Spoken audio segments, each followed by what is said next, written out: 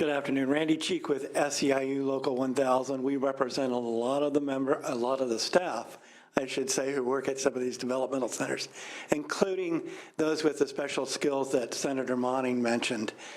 We believe that, there should be more money in the community and regional centers, and that includes more money for the community to state staff program.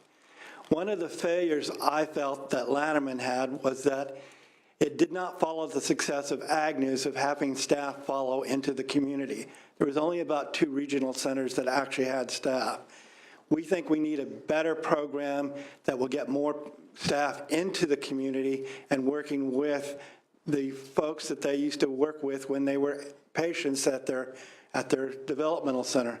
In addition, one of the other things that happened is that we didn't get the support that we felt we should have gotten in helping our members who could go to other state agencies, go into other state agencies, or with the PERS retirement system. So there needs to be some type of program where we can tell our members about how to get their retirement and how to transfer into other state agencies. And as far as the incentives go, since we're part of the stakeholders, we think we should be part of that discussion also for those who are going to continue to stay there. Thank you, Catherine Blakemore, Disability Rights California. I want to just touch on a couple of things. First of all, thank you to the staff that prepared the really comprehensive agenda. I know how much work goes into that, and I think it's helped provide a very informative hearing. Woohoo. But just touching on sort of some of the things we see for the reasons that progress sometimes can be slow about developing new homes are first, that we have a statewide median cap, which can be a barrier as we're developing new kinds of placements, and we should give thought to whether that median cap should apply as we're moving people out of developmental centers.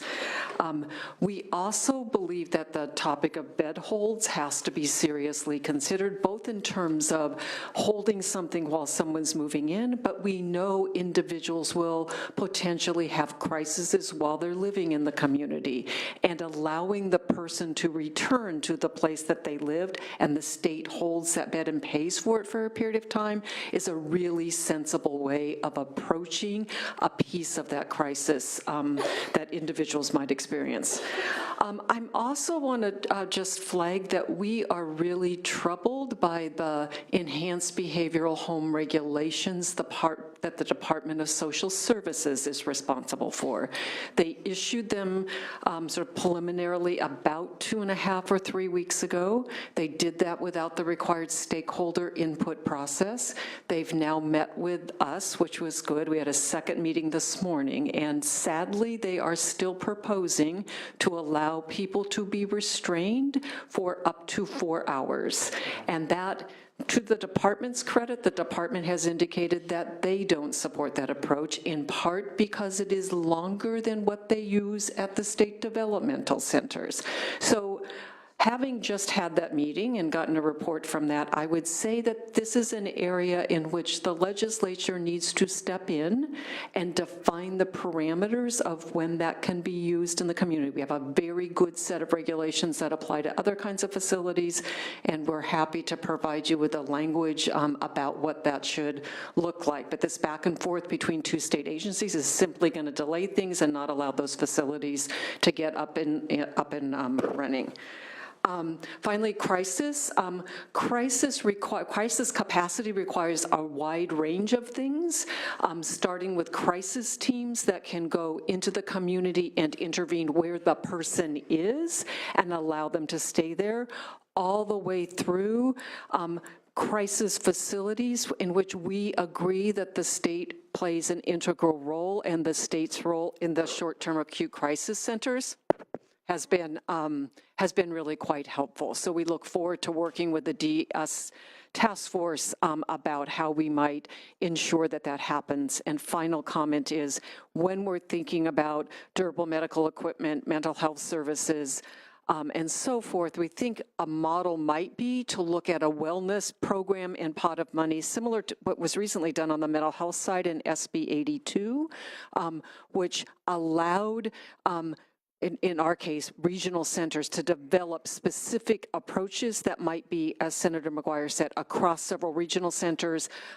but provide innovative ways to provide those and ensure that that capacity exists throughout the state, no matter where people from developmental centers move or for other people in the community. So thank you.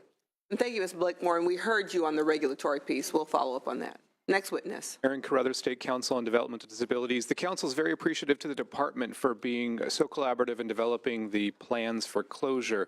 They've presented to the council 3 times in the last 12 months, received feedback from the council as to what should go into those plans, and we're grateful that that feedback was incorporated. 2 pieces of feedback that are really surfacing in this hearing with the council echoes the need for continued attention on specialized medical care in the community. We have that in the institutions, we'll bring them out into the community. Not only will the individuals who are former residents benefit, but the entire community will benefit from having this specialized care. We need to make a lot of progress on that one. The other is a crisis response. The last time California went through deinstitutionalization, it was with mental health, and the jail system became the largest provider of mental health services for the state. The jail system is not, the criminal justice system is not the right response for these individuals in crisis. The 5150 system is not the right response for the individuals. Individuals going through these, we have 1,000 people going through a major life change in a very short period of time. It's going to be taxing on each individual. It's going to be taxing on their families and the support systems. It's going to be taxing on the system itself. Just because of the magnitude of the change, we should be prepared for the magnitude of crisis. The council's concerned that capacity for 24 people won't be enough. Thank you. Thank you. Next witness. Madam Chair and Senators, my name is Kobe Pizzotti, representing California Association of Psychiatric Technicians. Normally I'm up here giving criticisms and concerns, but this time I have something positive to say as well, but I'll hold that to the end. We're going to be on the edge of our seats waiting. Right? You know, when we saw that there was a reduction of 63 level of care positions in the budget for this cycle, we have a bit of a concern considering psych techs alone worked 175,000 hours of overtime last year at the DCs. So reducing positions while working that many hours of overtime doesn't seem to mesh out, especially when you're talking about doing retention bonuses for recruiting new people to become hired on in a place that's closing down. You're saying, okay, I'm going to hire new people, yet I'm reducing staff. It doesn't quite seem to mesh out when all things are considered. That's certainly one of our biggest concerns. It's also frustrating to see the closure plans mention the incentives, but there's very little in the way of specifics. There's no time frames, there's no details. We can't get a commitment from finance on when there's time frames or details. We're currently in our collective bargaining process right now. We would certainly like to hear more as to what the administration's approach may be to this. We can certainly mention things in bargaining to put this forward, but this is already in the closure plan. So I think it's the department's responsibility to bring it up in bargaining and to bring something forward. And we really want to address this, but we need to have it done in a certain time frame. And then there's the community state staffing program. We were really encouraged to see that there is now there's one position open. It's for an RN in the community state staffing program. But there's a lot, it's a standalone program now. So there's a lot of people out there that are looking to transition into something and to continue dealing with this population of people. If that's the case, then maybe we need to do something to incentivize both the providers and the staff to go into this program. And I said this in the joint hearing. There is no current incentive for the providers to pay the rates of state staff.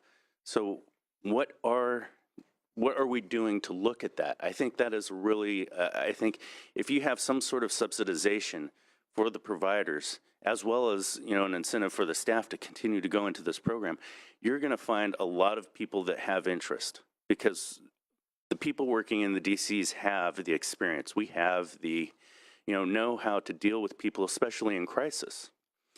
So I guess now I'll go to my, Since we're at 3 minutes, let's go. right, okay, now I'll go on to my positives.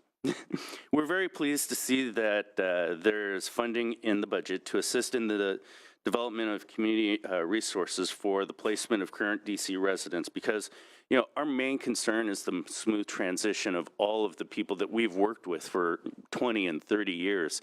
Many of our staff members have been working with these individuals and seen them growing up from little kids to great adults that are thriving now. So we're really grateful that there's this money in the budget for these resources in the community and to build up these new homes. So thank you. Thank you, sir. Next witness, please, 2 minutes. I will try to keep to my 2 minutes. Thank you, Madam Chair and members of the committee and the party crasher for the day. I'm Mark Victoria with ASME Local 2620. We represent psychologists, social workers, chaplains, physical therapists, a whole bunch of different people that are in there, and all these services that we provide. Our members are very concerned. They want to make sure that those services continue to happen in the community. So through the Community State Staffing Program, we're trying to come up with a proposal that we're hoping to bring to this committee, as well as to Senator McGuire, about being able to implement these programs and these services that we all provide, not just my local, but the doctors, the dentists, all those programs as well, at the regional center. So we'll be coming to you shortly with that. I do want to agree with Senator McGuire in saying that when we're talking about the retention and all the ideas that we have waiting until next year's budget cycle, that means that would be implemented as of July 1st, 2017. And what's the date for closure? 2018. If that's the date that we're talking about, that's 6 months. That's not a plan. That's a rescue operation at that point in time. And, we'd love to see the expansion of the crisis beds at Sonoma. And I just want to say thank you very much to staff as well. Being a staff member, I understand how difficult it is to do all this work. Thank you very much. These questions were very insightful, and it challenged the department to come and answer some of the questions we have. Thank you very much. Thank you. Next witness, please. Madam Chair and members of the staff, I should have concluded my last statement with "I'll be back." I am the director of Sonoma County Health Services, and very briefly, to echo your comments, Senator McGuire, I would ask the subcommittee to encourage DDS to include in the assessment of the facilities also how the facilities would be able to be used. The nature of the facility is tied to its use. Are there facilities currently at SDC that can be used, for instance, for an acute care crisis center? Our assessment of the client need showed that we have to have a 20-bed crisis center. We have learned from the closure of the state mental health hospitals that unless we build a continuum of care before we release those clients and place them into the community, we risk their health and well-being. That should not be happening. And for that, we need funding and a plan for retention of staff, funding subsidized salaries for fiscal year 16-17, so that staff who are interested in working with us in community-based programs for clients with developmental and intellectual disabilities have a landing and can provide us their expertise. I've met with them 4 times, and I'd like to close with a quote from one of our local hospital physicians who received an SDC client, and she said, unless I would be able to consult with the physician at SDC, I would not know what to do with this client. This level of service is specialized and requires a level of expertise and experience that we just don't have in the community. Thank you. Thank you very much. Next witness. Tony Anderson, the Arc California. I'd like to begin by first saying how we're very supportive and very happy with the governor's bold proposal to close down the developmental centers. We think it shows leadership across the country, and we're in support, and we'll do everything we can to support that. We're also in support of the timelines, although they are they're bold, and they're not real solid. But each closure, each move is so individualized. It's an individual program plan. It's a person thinking process that goes on. And it's not simple. And I've been involved in it myself personally. And but without some kind of a timeline, you won't make progress. So we are very supportive of that. And the other piece I wanted to mention is I'd like to also join in the love on this report about the staff, because especially in the part about mentioning the SB 82 and had the legislature's intention that the money saved in the long run would stay in the community system, and appreciate the questions that continue on that. We didn't get an exact plan for how that would happen, and I do understand that there are times where their numbers aren't going to work yet, but there should always be some kind of a question and a plan for how we get there. And I also want to share also with Senator McGuire's comments about that moment where individuals begin to leave, and we are very concerned about the health and safety, particular safety of people that are served in developmental centers. And as those numbers become critical like that, I think it's so important, and we'll join you in everything that can be done to make sure that people's safety is assured in the developmental centers as everywhere else. But in those critical moments is very important. So thank you for that. Thank you, sir. Next witness. Hi, Adrian Mohammed with the Union of American Physicians and Dentists. We're here to echo our comments, the comments of our colleagues with CAPT, SEIU, and AFSCME 2620 in regards to the Sonoma Developmental Center. We believe that a community state staffing program is wholly necessary. We need to ensure that there is a continuum of quality care for these patients, and these physicians and dentists, the psych techs, these psychologists, all of these different job classifications, they provide that continuum because they have that history. And so we just want to ensure that we are doing the best by our patients and by our employees. Thank you. Thank you. Next witness. My name is Terry DeBell. I'm representing, as a family advocate, the families of Fairview Developmental Center and Porterville Developmental Center.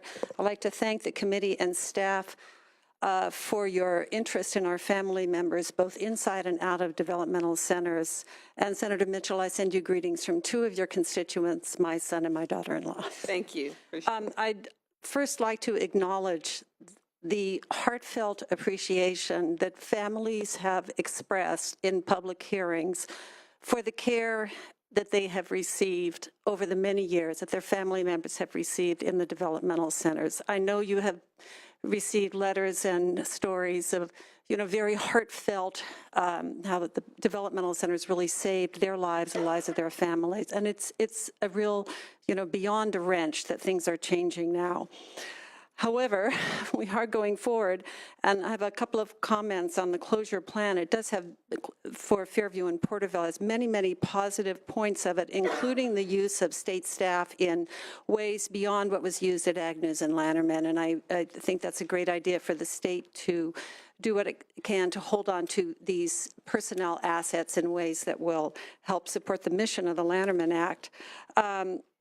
And also, it is encouraging to know that all of these moves start with a comprehensive assessment and person-centered planning. If you listen to the stories of people who have left developmental centers with the use of these tools, you can see how things can happen in their lives very, very positive. There really can be successful things, but it starts right at the beginning with person-centered planning.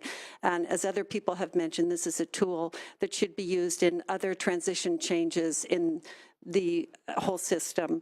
And please remember, in terms of, timelines and all the different moving parts and everything that go along with closing a developmental center, is you're not just closing the center and moving consumers into other homes. These people are actually moving into new lives, whole new lives, and you have to do this very, very carefully. Thank you. Thank you very much. We're going to hold this item open, and we'll proceed on now to page